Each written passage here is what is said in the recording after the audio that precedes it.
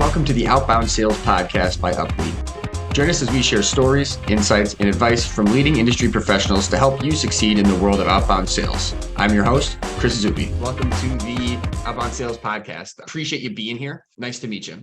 Nice to meet you as well, Chris. No, it's my pleasure to be on. Yeah, appreciate you coming on. So usually I'll just ask a couple of quick warm-up questions. The first one that I've got for you would be, tell us a bit about how you got into sales, like what kind of brought you to the world of sales? That's an interesting one. So about me, I used to be a professional athlete.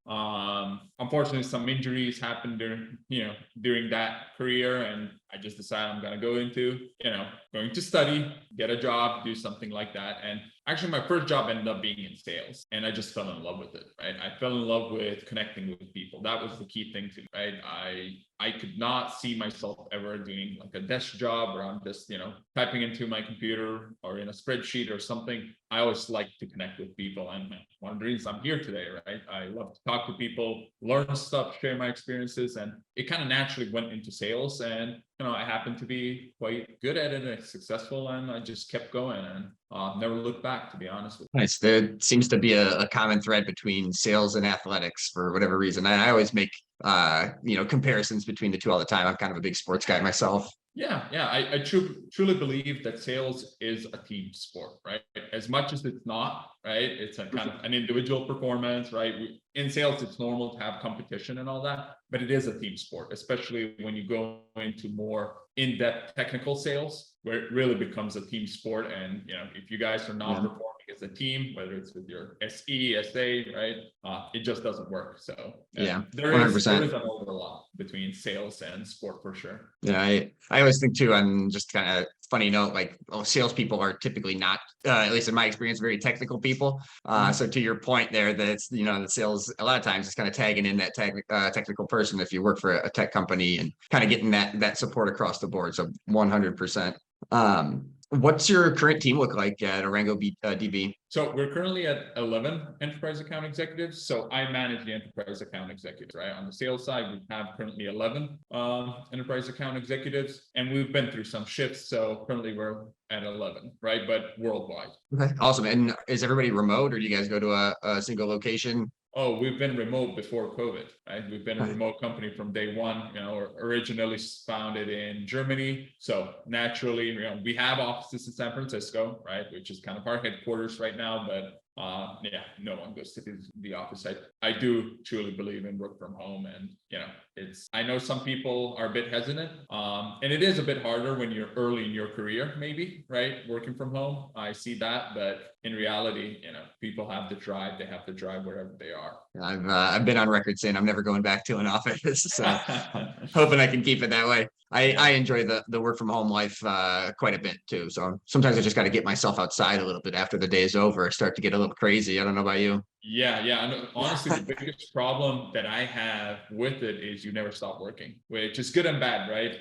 But I lean towards more it's bad. So I think it's kind of really important to have that mental shift, kind of close the door of your office, whatever it is, whatever that means for you, and just kind of, turn off and say, I'm not working anymore. That was my biggest couple of times, right? Not being able to just kind of plug out of the work life. But again, exactly, benefits of working from home. Yeah, when your home is your office and your office is your home, how do you differentiate a little bit? But that's probably a topic for another podcast. We'll bring that one up another time. I got a bit of an agenda here, but in your experience, like, tell me about leading and managing an outbound sales team. Like, what works for you? Where do you see success? Oh, every day is different, right?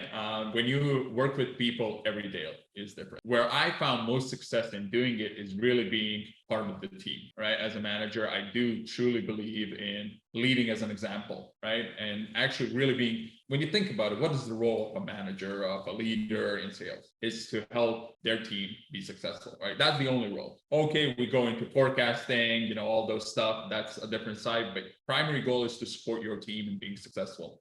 And that's what I like to do, right? People confuse that with micromanaging, which is a completely different beast. Let's put it that way. I prefer to be in the deals with the reps and trying to help them, right?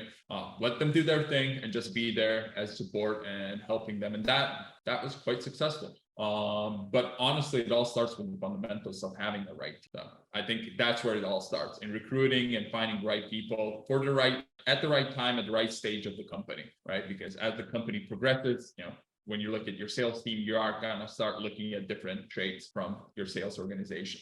So that's quite critical in understanding where you are, what is the right persona you're looking for at that stage. Let's dive into that a little bit. Like when you're going through the hiring process, like how do you know you've got the right person, or like what is it that you're kind of looking for? I'm sure there's people listening that trying to get hired that would love the perspective here.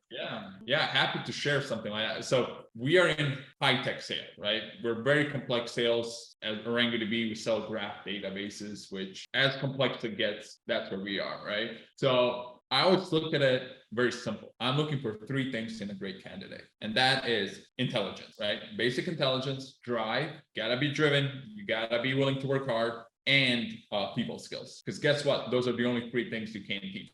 Right? Everything else you can be taught, right? You can learn the technology, you can understand the market, you can understand the persona you're going to talk to. All that can be taught, and through a real good sales enablement, you can get those people up there. But if they don't have these three key traits, you're going to have a problem. At least that was always my experience. Yeah, and I'm guessing it's a fairly brief interview. I mean, a couple hours tops, I would guess. But how are you asking that? How are you figuring that out? And like, what kind of clues are you looking for when you hear them? So the way I always start my interviews is I don't do interviews. Let's put it that way. I have a conversation. I throw out all those interview questions that everybody prepares for anyways, right? You won't get genuine answers. You'll get, pre-organized answers the way people think you want to hear it. That's not what I'm looking for. I'm looking to meet the person on the other side of the screen, or in person if possible. But it's really a conversation, understanding where that person comes from, looking at their background, what drives them. Learn more about the person. Don't look at the resume is my key thing, right? The resume is a resume. It's good to have it. Don't get me wrong, right? Someone with a lot of experience, but you really want to understand the person. And that's where most of these traits come out, right? You can kind of read between the lines. Intelligence is something that comes out anyways, right? Through a conversation. But when it comes down to being driven, right? Drive, I always look at what is one of my questions usually where I steer a conversation is, what's your goal in life? Not work, right? Not leave your career. What's your goal, right? What's your ideal life scenario, right? Those are some of the things that when you talk to people, you understand how driven they are and what's kind of motivating, because that's the key thing. If you don't know your team well enough in later stages to know what drives them and motivates them, right? In sales, everybody likes to say everybody's motivated by money. I say that comes third on the list, right? That it is a motivator factor for sure, right? Don't get me wrong. We're all here to make money, especially in sales, right? But you have to know what motivates them, right? What gets them going, what they're really working for. And that tells you right away, are they driven or they're not? And then people skills, it's just having a conversation, right? Can they read the room? I like to throw in a few curveballs in those conversations, right? Kind of pull back from the conversation and stuff like just to see how people read that. And that's again, going back to, the thing we started talking about, the biggest problem is that you can't really teach someone. They either have it or they don't, right? But to also be honest with you, most salespeople that you talk to learn that, if they have a lot of experience, if they didn't have it already, they kind of figured it out down the line. So even if someone that's listening feels like, oh, I'm maybe not, good as reading the room and stuff like that, don't get discouraged. You will learn, right?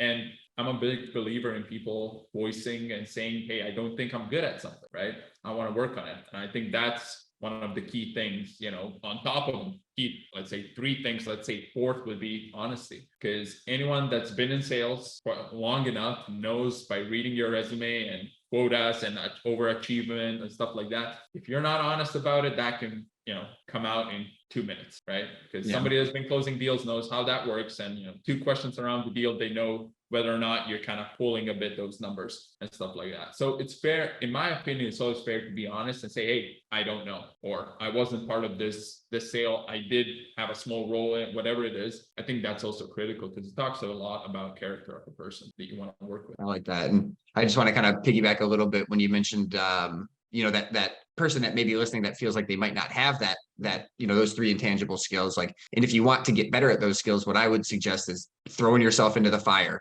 making yourself as uncomfortable as you can, put yourself in those uncomfortable circumstances over and over again, and just practice the art of being calm in that moment and powering through it and getting there, because that's, in my opinion, that's kind of how you learn those kind of intangible skills. Oh yeah, I couldn't agree more, right? Get out of that comfort zone, put yourself out there, do the things you don't want to do is how you get better and how you grow, right? So whatever it is, you can learn everything, if you put in enough effort into it. So speaking to that candidate that's, out there that's trying to get hired, like if you could give them a piece of advice, like what would you tell them? Don't apply through LinkedIn and stuff like that.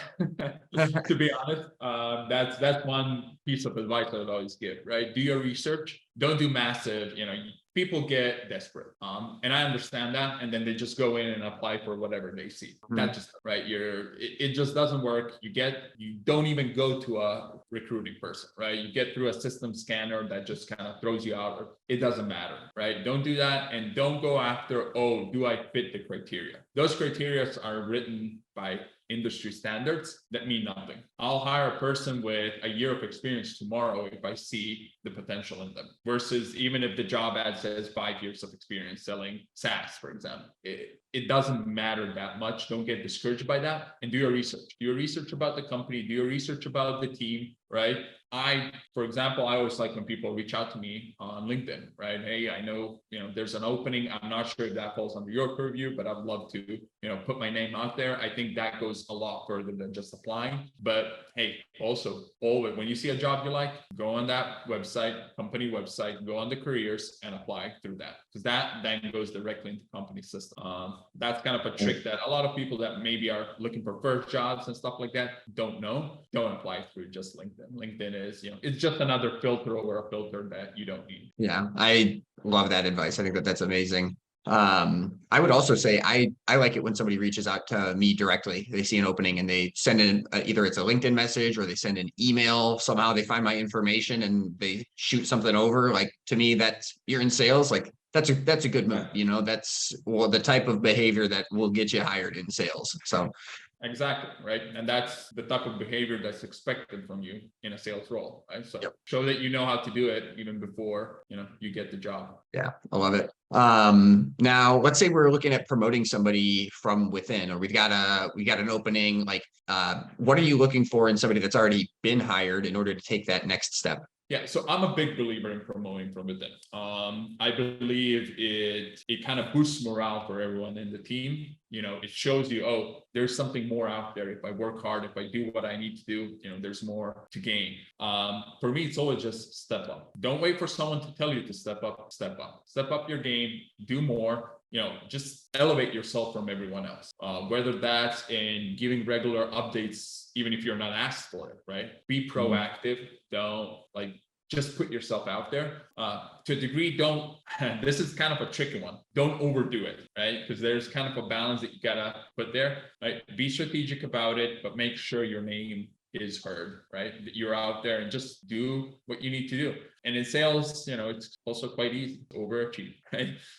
No one gets promoted if they don't overachieve in sales. Unfortunately, that's what we sign up for. We are measured by the number, whatever that number is, whether it's new business, ARR, renewals, whether it's, net new meetings, whatever it is, you got to overachieve it. That's kind of your first step, but then it goes, just go above and beyond. And that's what's going to get you promoted. And if not, start looking elsewhere.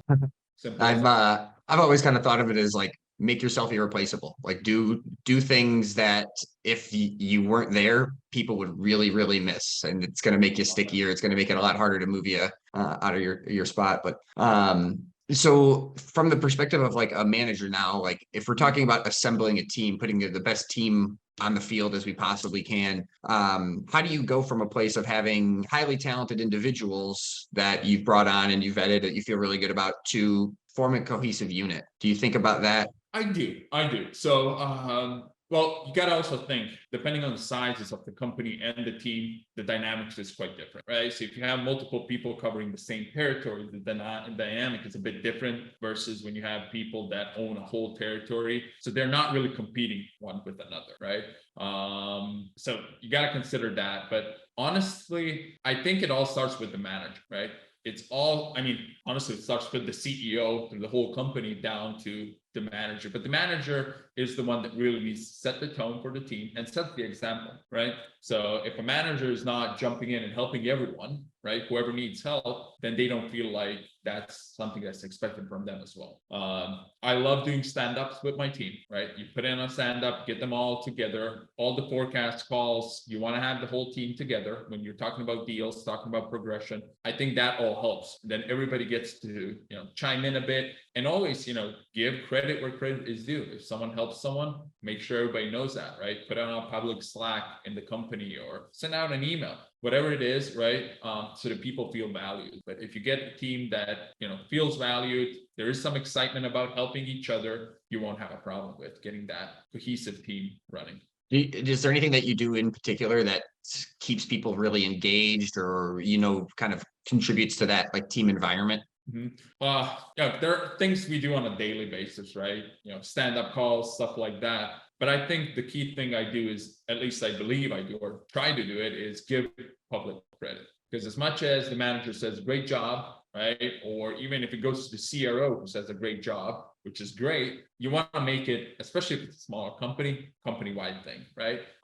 Just give credit where credit is due. And I think that's kind of a big morale booster. Second thing, get all the work that's being done to be done publicly, right? Whether it's a kudos channel, whether it's sales big wins, for example. I love the name of that channel that we put in is every win is a big one, right? We don't just celebrate those, 6-7-figure deals. We celebrate a $20,000 deal if needed, right? We all celebrate together. And I think that kind of really boosts everyone's morale and, make sure everybody gets the kudos they deserve for the good work. Nice. Do you ever do any like team building, like exercises where people get in a Zoom room and all hang out, or do you have any type of like team events or little, spiffs, different things you throw at people? We do spiffs now and then, of course.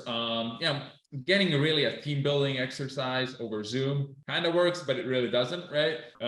So for me, it's more about, a QBR when we all get together, right? It's QBRs or it's the sales kickoff when we're all there, especially sales kickoffs, because we usually go to Europe. So, everybody gets kind of moved away and that's always fun. But yeah, I always look to do team events, something for the team, team building exercises, whatever they are, right? Whatever we come up with, whether it's sports, whether it's, paintball, whether it's, let's do something and, shoot marketing on paintball, right? Let's make sure that sales goes against marketing and stuff like that, right? So it's always fun. We're all one team at the end of the day as a company, but you always want to figure out something, make some, again, from a sports analogy, just some sort of competition for the team to work together. Every year we change it up. So whenever we can, we change it up, we figure something out. But I do get a lot of help there from my sales enablement person that really thinks about that. Yeah, I want to ask too, because like we're purely remote and we don't necessarily have anything that's like scheduled or on the docket for us to all kind of huddle up as a group. Like how tangible of an effect would you say getting people that are remote to meet each other in person has? It's critical. It's critical, in my opinion. The dynamic shift. Once you meet a person in person, right? They're not just a number in the company. You can see the dynamics, when you monitor, for example, Slack, especially a fully remote company where we have sales, but, sales interacts with all the different departments in the company. You see the interactions change once they met in person, right? You build a much better team. Let's put it that way. When you get to know people, and I think it's critical, to be honest. You got to get people to meet people. I think it's a big shift in the direction of a company once everybody gets. You'll never have everyone get to know everyone, but once you get people in one place, a larger group, it completely shifts the way people work together, and I think it's critical. That may have been the answer to my next question, but my next question is, what kind of workplace culture have you found to be most conducive to a strong performance with your sales team? That's a good one. It's a balance. It's a team. We're all in it together, but you got to pull your weight, right? So the way I like to do it, when somebody does something, when we win, we close deals. The people that close deals.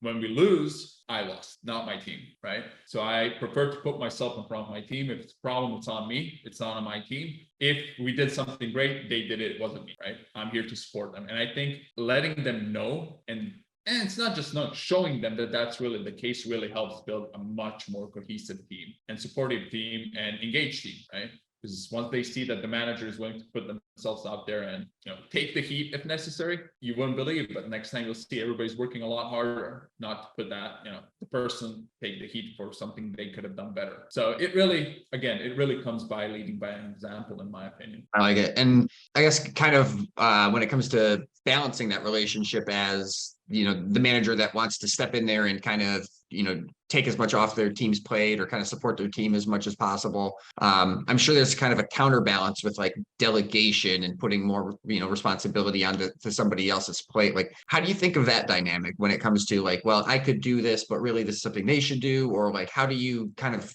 think through some of those like, points? Yeah, it's setting the expectation, right? I think one-on-ones are critical. Having good one-on-ones with your team it starts there, right? I always say I'll praise in public, I'll criticize, in private. It's one-on-one, setting the right expectation with your team and what's expected from them, right? There's a lot of managers that have expectations, but they never actually told anyone that that's the expectation, right? And that's where you get a lot of friction. For me, it's very clear. This is the expectation from you. I'm here to help. I'm not here to do your job, right?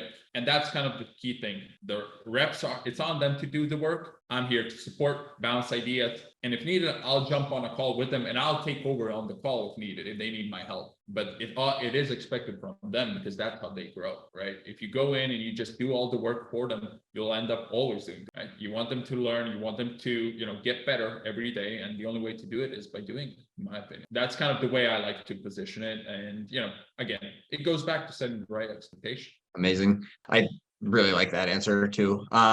In general, when it's more from like the top down, right? Like at the kind of ownership and management level or upper management level, what mistakes do you see coming? Now, you don't have to, throw anybody on your side under the bus or anything, but like what kind of mistakes do you see? And what do you see conducive, like that other teams are kind of maybe missing that you think that you guys are doing? Let me try to understand that question. Yeah, we might just cut that one straight from the podcast right there. Let me take another spin at asking that one. Yeah. I guess what are other teams missing on that you think that they could be doing, just other outbound sales teams that maybe from that upper management level, they're being misguided or set in the wrong direction? Like, is there anything that you could pick apart there that management could do to kind of empower the manager, upper management to empower the manager and the sales team? Yeah, I think a clear vision, right, from the company, where the company is going, from the product, right, really helps the sales team as well. But it's also setting the right expectations. You got to be able to set the right expectation from the top and then roll them down, right? Let's put it in a normal way, right? So there's a lot of, especially in this economy where, there's a lot of pressure. We know what's going on out there on the market. There's a lot of pressure on, especially on the sales team, to bring in numbers, right? And that's completely fine. That's what we all signed up for, right? First to raise my hand, I signed up for that. I'm gonna bring it in, but it has to be realistic and they have to understand what's going on, right? Sometimes, if the economy is not the best, we've got to know that a lot of deals will go sideways just because of it, right? There's panic out there. And I think that needs to come from the top level management, right? That they understand that. And it's not just criticizing the team. It's also saying, okay, we understand. Let's figure out how we'll make up for it, the number, how we'll make up for that deal. How can we help you? I think one thing that I'm proud enough to say that in my company, we really do get support from top level management, right? From the CEO that was more than willing to jump on calls with prospect, later stages, of course, you won't put them on a prospect call, but, on later stages where it's needed, from the CRO also, being more than happy to guide by example and kind of lead that way, jump in, help out. I think that's critical that, for success of an organization is that at the end of the day, we're all in it together, right? And setting the right expectation, but also showing some empathy because, I think that's one of the things that sales often misses, right? On the empathy part, right? Salespeople are people, right? They also have their own problems, right? And there has to be some empathy on it. It's not just the numbers, even though we all get measured by only one thing. Did we make our number or not? Yeah, I really like that answer too. kind of on a similar tone, like let's say we've got a bad economy, right? And a quota is high. It's a high expectation for a rep, and the rep's coming to you and they're saying, this is too high. I can't achieve this. Like, how do you respond? Well, in all reality, quotas don't change, right? They get shifted. So there might be a mistake made in the quota, right? That we do as management need to go back and look for it. Like, I like to say to my team, my job is to make you as much money as possible. And the only way you do that is, by helping you get to your numbers, right? I don't care about your quota. I care about your accelerators. That's where I put most of the focus. But if you can't hit your quota, we have a problem. So it goes back to understanding where the problem is, right? Because I want to set the tone here. Everybody complains about their quota, right? Everybody's always going to complain. It can always be lower, right? If it's realistic, then the management needs to take it on themselves and figure out what to do. That's my personal opinion, and that's what I try to do with my team, right? If we set the quota in the beginning of the year based on so it goes back, maybe let me roll back a bit. It goes really back onto how do you come up to the quota, right? I think a lot of companies go by, okay, this is the number we committed to the board. Now just divide it by your team and figure out how they get to it. That's the wrong way of doing it, right? I believe quota should be done by deep analysis of the pipeline, of the territory, and of historical data, what can be done, right? Always with an uptick to everything. So if the quota wasn't set correctly in the beginning, it's not on the rep, it's on the management that decided, and why did they decide? And that's why it's critical to have those kind of, indicators. Why did we get to this number? So that you can also, as a manager, you can explain to the rep why that number came up with. And if there was a mistake, who owned it? Where did we make the mistake? Quotas can be shifted. Let's put it that way. From my experience, usually it's done with spiffs, right? More than just changing the quota, because quota is a quota. But hey, you gotta be, again, going back to the empathy, right? If the economy is the way it is and there's a trajectory on the market, you gotta take care of your people, right? The goal is not to, people often say, well, they have to hit their quota. Yes, right? If we cut down their quota, a company can lose money. Yes. But what is the loss of that person being unhappy, not performing to the extent they could be, and leaving, right? And what's the cost of hiring a new person, training them, and all that? That is all something that should be taken in consideration. And at the end of the day, right, you got to help your team. So my role is to go at the bat and try to help my team as much as possible. You can't always change quotas, right? If they were done methodologically and strategically, it is what it is. But then it goes back to, how can I help you? Okay, let's sit down together and let's figure it out. And again, I'm a big believer in supporting the team, right? In the beginning of this call, I think before we even started the podcast, we talked about, it's Tuesday, PG Tuesday, something we do, right? Pipeline Generation Tuesday. Yeah. I go and help my reps, right? I'm happy to do so. Okay, what is your account list? What are your target accounts? Okay, let's analyze how you're doing in that, first of all. Second of all, if you're overwhelmed, let me take over something. So let me reach out. Let me try to let me do the outbound. Right, I'll do phone calls, I'll do cold calling. It's fun for me, right? I don't do it on a daily basis. For me, that's even fun. But it's all about finding the right balance between whether it was a realistic quota or is it a training thing and supporting. So you got to figure that out first before anything gets changed, in my opinion. So I love that answer again. So nice. So winding it down just a little bit. If just again, general statement here, like if you could offer a piece of wisdom to an outbound sales team, what would that piece of wisdom be? One golden nugget, one key takeaway. Be proactive, don't be reactive, and there's a sentence I love and I always tell it to my team, right? I'm not going to take the risk of waiting. I'm going to take the risk of fighting for what we want, right? So don't sit back, don't wait for things to happen, be proactive. Like that, in my opinion, that's key for everyone, right? Especially in sales. If you're proactive, then everybody sees that, right? When someone is reactive and sitting back, you lose a lot of confidence in you as a salesperson. Well, right, from people looking from the outside. So it's very critical that you're outgoing, you're taking the initiative, you're setting the pace, you're being proactive in your deals, in prospecting, in everything you do, right? I think that sets you apart from just being a mediocre salesperson. Yeah, I agree with that totally too. I think the way that I always say it is, if you give somebody the chance to forget about you, they will. So exactly. Stay on them, stay with them. Don't let them go for any reason. Hold on for dear life. A no is not a no. It's okay, I didn't explain it to you well enough. That's the way I see it. And what's the value? And the key thing I always say, and maybe I should have said this even earlier. Be curious. Be genuinely curious. Yeah. Don't just, ask, oh, kind of, I'm interested, but I'm not. Try, if you're not interested in the problems, the technology, or whatever you're selling solves, go look for another job. Find another thing you'll be interested in. Because the performance shifts completely. Once you're genuinely interested and you genuinely ask questions to the prospect or whoever you're talking to, and be supportive and helpful and try to provide value, that's what shifts the whole conversation. And that's how you get from a no to, okay, a yes. Yeah. The genuine curiosity and genuine confidence. Like it's come up on other conversations that we've done for the podcast, like tone in my mind, like that's the single greatest key that you can unlock is unlocking that tone and getting people to, I mean, there's no other way to do it than being genuinely curious and genuinely confident. So if you don't feel that you have that, then I think those are the types of things that you can reflect on internally and figure out how to come with the right approach.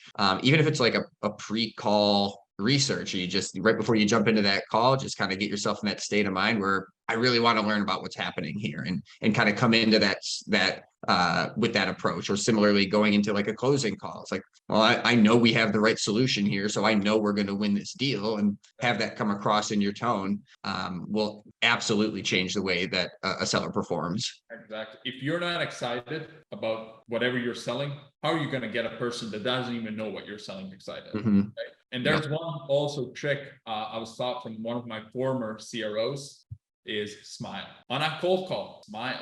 It changes. People sense that, right? If you smile and you're genuinely interested and you ask the right questions and you're confident, if you're enthusiastic, people feel that on the other side. Try smiling. Yeah. Trust me, it changes the game. They said that at my very first company I ever worked for. There was a big sign in the corner, smile and dial. But like, it's funny because it's true, because the other person on the other side, all they have to go off of is your voice. And if you're smiling, that actually, they can hear that. That's something that you can actually hear. So yeah, totally agree there. And it just makes people more receptive and just want to hang on the phone for you another extra second, which can be the difference between getting that, call booked and getting that prospect interested, or having it completely die on the vine right there. 100%. I mean, in some of these older companies, they used to have mirrors, on every desk. So you would look at yourself and smile while you're dialing, right? It does help. It really does. And like you said, that one extra second can make it or break it. So don't lose that opportunity to get that. You got nothing to lose. You're calling anyway, so just smile and see. Yeah, exactly. But beautiful. So a final question that I've got here for you. Over the past, 5 months, technology has really kind of penetrated into the sales space in a way that it has not in the past. What are your thoughts on that, A, and then B, like, how do you see technology continuing to, evolve the world of sales? All right. So the one that everybody's talking about now, right? ChatGPT getting in. ChatGPT. There you go. I love it personally. I love it. I think so this is the thing, technology will not exchange people, right? It will exchange the people that don't know how to use it and leverage. That's the difference, right? If you know how to leverage technology, it's going to make your life so much easier. If you know how to leverage ChatGPT, it's going to help you. You're going to be more effective. You're going to be faster. You're going to get things done quicker, right? So I think the biggest fear here is, will people start leveraging only the technology and relying only on the technology? Or will they use the technology to elevate their game? And I think that's the key thing.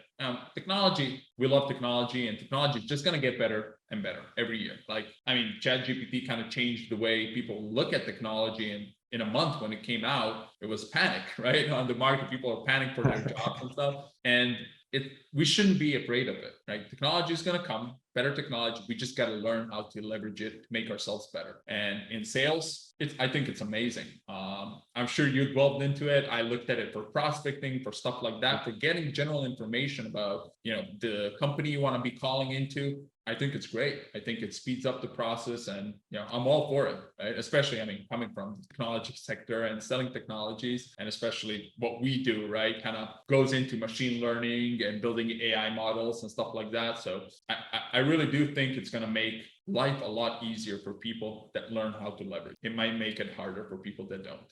Are you leveraging ChatGPT at all in any of your campaigns, or have you sprinkled it in? well, if the reps are not, then they're missing out. I'll be honest with you. Honestly, I'm not sure if I should say this, but I use it mostly for emails to the higher level people in my company. It helps me so much. I just put this kind of tone. This is what I want to tell them. Just and then you go back and you edit it. But it helps out. It helps out. And I do think people should use it, especially someone new coming, to a role of an SDR, for example, right? Getting new to that. Figure out, play around with ChatGPT, see what it offers in terms of how to approach stuff, right? How to write an email. I would never say use only that and that's your solution, but hey, it's great to bounce ideas and see maybe, another aspect of it or how you can approach things. I think, people should definitely use it. And I play around with it quite a lot, to be honest. Nice. No, it's definitely crazy. I haven't fully formed my opinion, but I do agree. If you're not using it, you're missing out. And I could probably stand to get a little bit better with it personally, but technology is there for a reason. It's because it helps us in nearly all cases. So you're just kind of falling behind if you're not picking it up and running with it. Exactly. I think my opinion, the biggest question here is, are we educating the people about the technology that's coming out, right? If we educate the people how to leverage it, right, then people are not as afraid of it as, someone that's never heard of it, doesn't know what to do with it. And there's this smart technology that's talking to people coming out, right? And, they fear of world ending and stuff like that. In reality, it won't. It's always going to be monitored, right, to a degree, but it really comes back to who's using it and who is, pulling out the information they're getting from it. I think it just comes back to educating people about it. Amazing. Well, that's what I had lined up for us. So I thoroughly enjoyed the conversation. This was a great one. Had awesome insights across the board, kept coming with value. So really, really appreciate that. Before we sign off here, anything that you wanted to quick plug, anything that you want to throw out to people? No, just, sales is tough. It's the hardest job in the world that's easiest to measure, right? Unfortunately, it's on the numbers, but don't lose hope, even if you're not getting there, right? Keep doing it. Keep putting yourself out there. Don't stop. Be proactive, be genuinely interested, and, results will come. If you do the right things, results will come, and just keep grinding at it, right? It's that kind of a job we all signed up for, but it's also, I would say, the funnest job to do in the world, because you get to talk to so many different people, thinking differently. And I think that's really great. And don't give up. And for everybody that's looking for a job, it is a bit of a harder market right now. So think about how you can stand out to people, right? How can you stand out? And like we talked before, right? Reach out directly to the people that you think, are part of the hiring process. Put your name out there. Do the extra step. Trust me, it does play a big difference. Beautiful. Thank you so much, Chris. It was a great conversation again. And we'll stay in touch, I'm sure. Of course. Thank you so much for the time and having me here. And again, love to share information. And if any of the listeners have any questions, or they heard something they like, they want to expand on it, they can always reach out to me on LinkedIn. I'm happy to provide some more insights into a specific topic or something like that. I truly do believe that, sharing information, especially in a group of, salespeople, is critical for us all to elevate. And I do believe you can learn from everyone. So if anybody has a question, feel free to come out, because I'm looking forward to learning maybe something new from that person as well. Awesome. Thank you again, and be in touch. Appreciate it. Thank you so much. The Outbound Sales Podcast is brought to you by UpLead, the premier source for accurate B2B data you need to connect with and close your most valuable buyers. With a focus on data accuracy, UpLead offers a 95+% accuracy guarantee. To learn more about how UpLead can help you find accurate B2B data of the people you want to do business with, visit our website at www.uplead.com. And don't forget to search for the Outbound Sales Podcast in Apple Podcasts, Spotify, and Google Podcasts to stay updated on all of our latest episodes. Thank you for listening, and we hope you find value in each episode.